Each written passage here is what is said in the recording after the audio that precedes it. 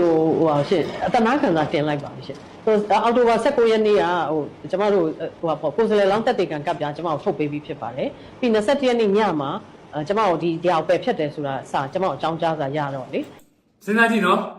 နိုင်ငံတစ်ခုရဲ့ရွေးကောက်ပွဲဝင်ခွင့်ရတယ်မရဘူးဆိုတာရွေးကောက်ပွဲဥပဒေနဲ့သက်ဆိုင်တယ်အဲ့ဒီရွေးကောက်ပွဲဥပဒေကိုအဓိကထိန်းကျောင်းမောင်းတင်တာဒီ UEC ရွေးကောက်ပွဲကော်မရှင်ပေါ့အဲ့ဒီရွေးကောက်ပွဲကော်မရှင်ကတတ်မှတ်ထားတဲ့ဥပဒေပြစ်ချက်တစ်ခုခုနဲ့ညှိလို့ပယ်ဖျက်လိုက်တာကိုအတနာခံစာတင်တယ်ဆိုရင်ဒီရွေးကောက်ပွဲဥပဒေတွေဟာဒီရွေးကောက်ပွဲကော်မရှင်လုပ်ချင်တယ်လုပ်လို့ရတယ်ပြောမှာပေါ့နော်စက်လုပ်တဲ့အကြည့်နော်စက်နှမ်းပါပြီကျမ24ရက်နေ့ကကျမ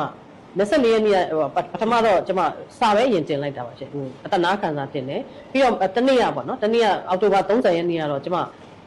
ဟိုပါပေါ့တိန်း9000ပေါ့တမောစာဘောင်တွင်းပြီးတော့မှကျမရိုးရိုးသားသားနဲ့ဒီပေးရရှိတာဝန်လဲဒါရိုးသားတာနော်ကျမတို့ညင်းပယ်တာမဟုတ်ဘူးပြီးလို့ရှိရင်ဒီရွေးကောက်ပွဲဝင်ခြင်းတဲ့အတွက်ကြောင့်မလို့ဒီလိုရက်တူတူအတွင်းမှာဒီလောက်များတဲ့တအားဝင်ခြင်းတာရွေးကောက်ပွဲတအားဝင်ခြင်းတာရားနေတာဝင်ခြင်းတာမဆိုတာ